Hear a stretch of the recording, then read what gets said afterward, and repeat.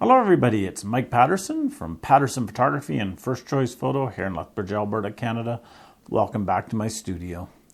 The other day I was out in Waterton and I was watching the stars, and while I was watching the stars I was amazed about how bright they were and how many there were. Then when I came back into town, I was taking my dog for a walk the next night and I looked up and I realized how many stars we don't see here. And while I was walking I realized it's sort of like when we run a business, how things get in our way of seeing what our actual goals are.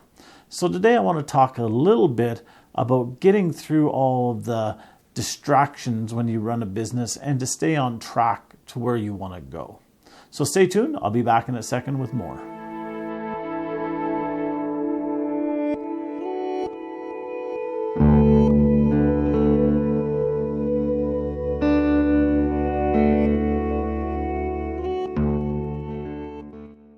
All right. It's funny how companies can start off doing what they want to do, what they need to do, and they start making good money and they start becoming big into the industry that they're in. And then all of a sudden they seem to get distracted by the bright lights, the success, just all the stuff that comes with running a business. And I see this so often, not only in other people's business, but in my business as well. I see how somebody will come in and say, this would make a great product for you to sell. You should do this. You should get into this. You should make this. You should work on this. And you get sidetracked from where your actual goals are. I see this so often in business as well from other people's businesses. Over the last year, there's been several huge examples, but probably the biggest one that I saw happen was Mountain Equipment Co-op and what happened with them. Mountain Equipment Co-op, if you don't know who they are, they're an outdoor store that started many years ago based upon a couple basic principles. First was good products. Second was good price.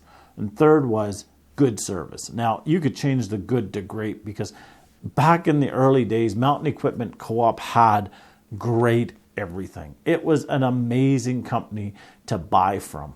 And the people that worked there knew what the company was supposed to do, where the company was going, and they worked for it and they fought for it and they did everything that they could to make Mountain Equipment Co-op a huge success. And it became a huge success. I remember waiting for Mountain Equipment to move to Calgary. I was just shaking going, I just can't wait. I just can't wait. I just can't wait. And I remember when they opened their first store in Calgary, I remember going up there and seeing, this is Mountain Equipment Co-op. This is amazing. This is something. Now, believe me when I say it, their store was not anything great. In fact, their store was more run down being a new store than many stores that were open for 10 or 20 years.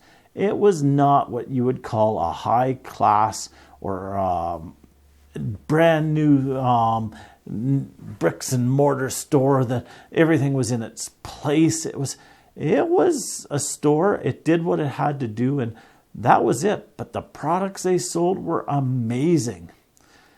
Then over the years, they decided that they needed to get involved more in the environmental movement.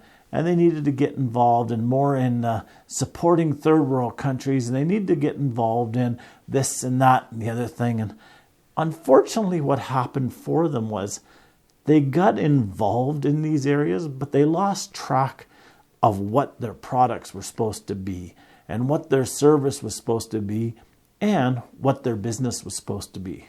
The last time I went to a Mountain Equipment Co-op before bankruptcy set in for them, I walked in the store and I realized as I was walking around the store that not only was I not a welcome customer in that store, but many of the people who I knew from Mountain Equipment Co-op in the previous years would not even be accepted into that store because the store had become, it wasn't catering anymore to the outdoor people.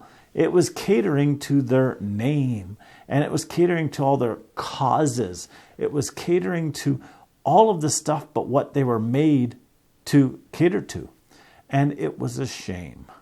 It was so depressing. I actually left the store that I was in and I was almost in tears when I left because I realized that my dad would not be accepted in that store. I realized that many people that even worked there back in the 80s would not be accepted in that store as a customer, let alone as a staff person. And when I heard they went bankrupt, it didn't surprise me. It was a sad day. I've been a member from them for, I'm thinking it must be 40 years now. And I loved that company. It was an amazing company, but it didn't shock me. It happens to all of us when we run a business. We always seem to get changed just a little bit off of where we were going. We may know where we're going when we start. We may know where we're going for years. And then all of a sudden, we start veering off to different directions. Whether you're a photographer, whether you run a lab, whether you are a car repair shop, whether you sell whatever product, it seems to be very easy to get pulled off course. We even get pulled off course by things not business related. I had a photographer contact me about a year ago now, and this photographer was just about in tears. They said they're so far behind on editing, they just can't keep up, and they're thinking of just shutting down their business.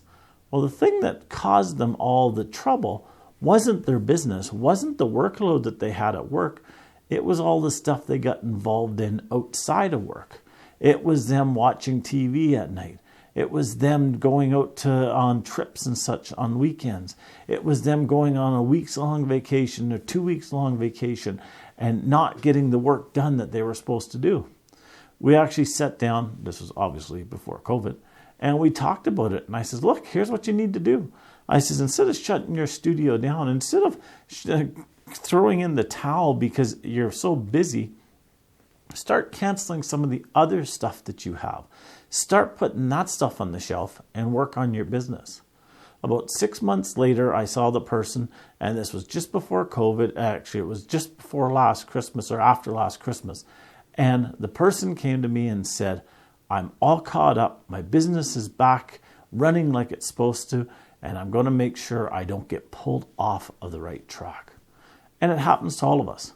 So if you have a business, or if you're thinking of starting a business, please make sure that you stay on track. Write down what your company goals are. Post them somewheres, and then keep referring back to them. Is the decision that you make today going to get you closer to the goal, or are you going to start veering off to something else? Is that decision that you're going to make to bring in a new product, is that going to help you get to the goal of what the business has? Or are you going to invest time and money and everything into a product that's not going to be a success, or that's going to be pulling you from where you're supposed to be? A lot of things come at businesses, from phone calls of spammers, from people sending you, hey, look at this, you should carry this, to customers coming in and saying, have you ever thought of carrying this? And if you don't know what path your business is supposed to go on, you'll soon get pulled off of it. So before you get pulled off of it, sit down, figure out where you're heading, figure out what your company goals are, and make sure you stick to it.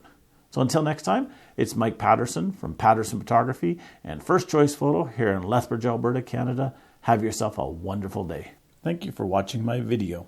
If you like this video, please click on the like button, which is the thumbs up button.